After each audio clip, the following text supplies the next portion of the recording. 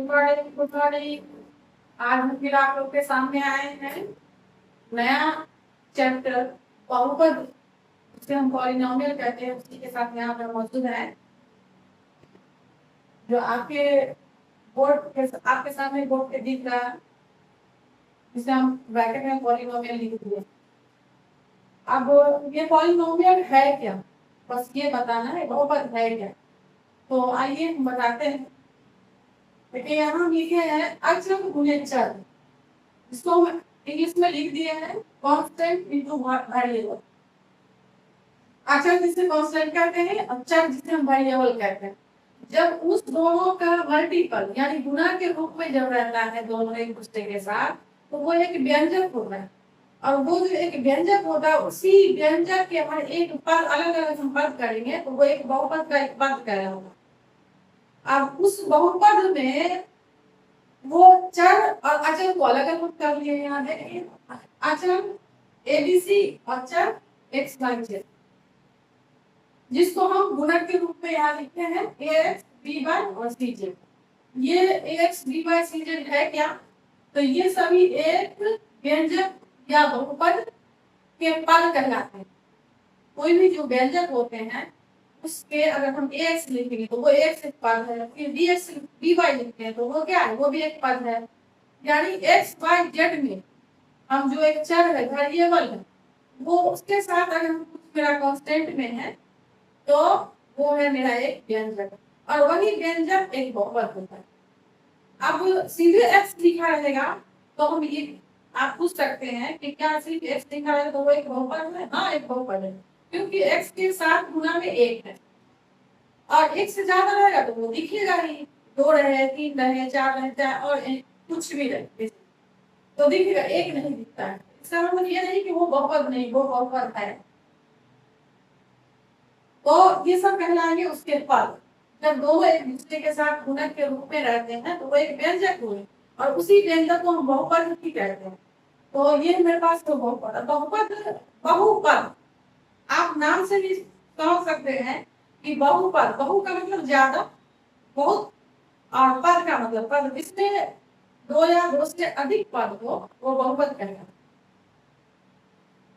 आपके सामने बहुपद के बारे में लिखते हैं 2 या 2 से अधिक पद वाले व्यंजक बहुपद कहलाते हैं। अब देखिए उस बहुपद में तो आपको बताया नहीं है, एक पद भी होगा, 2 पद, 3 पद, सब अलग अलग। तो हम उसको किसको कहेंगे एक पद, तो देखिए एक पद ही जिसको मोनोमियल कहते हैं। मोनो का मतलब ही होता है एक। तो यहाँ देखिए एक्स, और यहाँ देखिए इसका घात कितना, एक। कोई जरूरी नहीं है कि जिसका एक ही पद होगा उसका घात एक ही होगा, नहीं। हम यहाँ लिख दिए हैं क्योंकि एक्स लिखे थे तो उसके ऊपर कोई पावर नहीं था, एक हम दिखा दिए आप लोगों को समझने के लिए। तो यहाँ पर घात को भी बताना था कि उसका घात कितना है, तो एक है। हम वहां पर 2 3 4 5 6 कुछ भी दे सकते हैं, सिर्फ पद एक ही होना चाहिए। गुणा के फॉर्म में है तो भी, और गुणा के फॉर्म में नहीं है, सिर्फ एक्स है तो भी वो एक पद होगा, जो यहाँ लिख दिया। आप देखिए यहाँ पे 2 पद, ये जो है बायनोमियल लिखा गया है, क्योंकि बायनोमियल मतलब होता है 2 पद, जिसमें वैसा बहुपद जिसमें 2 पद हो।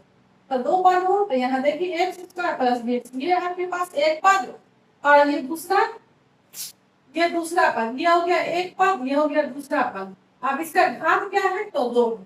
और घात सुन लीजिए, जो भी मेरे पास कोई पद है, कोई बहुपद है, उसके जो चर है, चर में जब एक्स वाई जेड कुछ भी होगा, उसका घात देखेंगे। उसके घात में 1 भी रहेगा, 2 भी रहेगा, 3 भी रहेगा, कुछ भी रहे, लेकिन देखेंगे कि सबसे ज्यादा घात जिसका होगा वही उसका घात कहलाएगा, उससे कम वाला घात नहीं कहलाएगा, यानी पावर नहीं कहलाएगा। तो ये हमारे पास घात देखिए, यहाँ पर x का घात 1 है, यहाँ x का घात 2 है, तो इसका घात हो गया 2। अब हो गया त्रिपद, ट्राइनोमियल, ट्राई का मतलब भी 3 होता है, तो 3 होता है, तो त्रिपद हो गया। अब त्रिपद है तो हम यहाँ 3 पद दर्शाए हैं, x square plus b x plus. तो यहाँ देखिए इसका भी घात देखिए, यहाँ x का पावर 1 है, और ये तो सिर्फ कांस्टेंट है, इसके साथ कोई चर नहीं है, और ये जो चर है उसका घात 2 है, तो सबसे ज्यादा किसका हो गया, इसी का, इसलिए घात बराबर हो गया 2।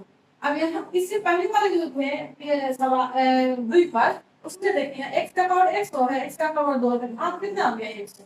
इस एग्जांपल से आप देख सकते हैं कि घात तो बराबर वही होता है जो चर का सबसे ज्यादा मान होता है, चर का सबसे ज्यादा पावर होता है। मान के हम लोग ये बोले हम कि उसके चर का जो घात होगा जो सबसे ज्यादा होगा वही होगा उसका घात।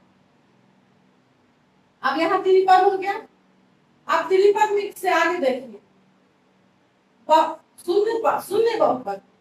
शून्य बहुपद का मतलब होता है कि आपके पास कोई एक ऐसा पद है जो वो जीरो है, जीरो के बराबर, उसको क्या कौन सा पद नाम देंगे, तो उसको कहेंगे शून्य पद। शून्य पद में उसमें चर है ही नहीं, सिर्फ जीरो है, चर है ही नहीं है, तो वो क्या होगा, तो कहलाएगा शून्य पद। शून्य पद है, घात क्या होगा, तो अपरिभाषित, उसका कोई घात अपरिभाषित है।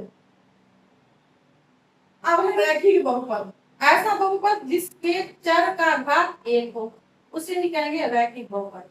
आप दो चर वाले रैखिक समीकरण पढ़े थे तो उसमें बताए थे, देखे होंगे आप मेरा वीडियो, तो उसमें आप देखे होंगे। रैखिक का मतलब ही होता है जो उसमें चर होता है, चर का घात 1 होगा वो कहलाता है रैखिक। वही चीज यहाँ पे आ गया आपको।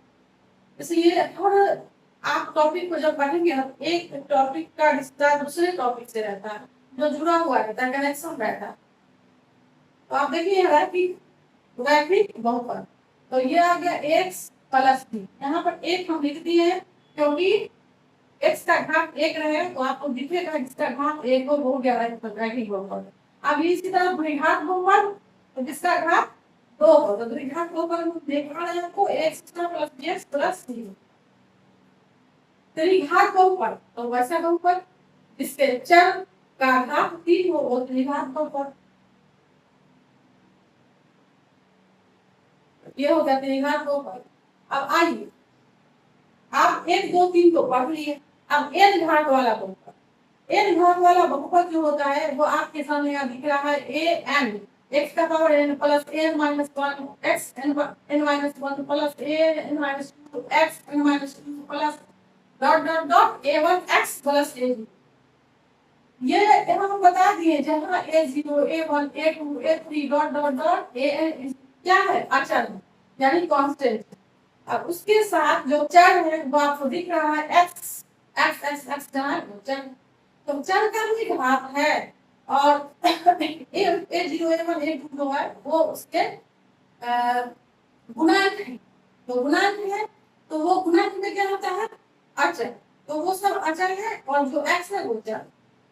अब यहाँ देखिए n बराबर 1 लिखे हैं, ये आपको इस जो बहुपद दिया हुआ n भाग वाला, उसमें जब हम n का मान 1 रखते हैं तो आप जब रख के देखेंगे तो क्या आएगा, x का पावर जो n माइनस 1 है, जब n का वैल्यू 1 रखेंगे तो वो क्या हो जाएगा, 1 में से 1 गया 0 आ जाएगा।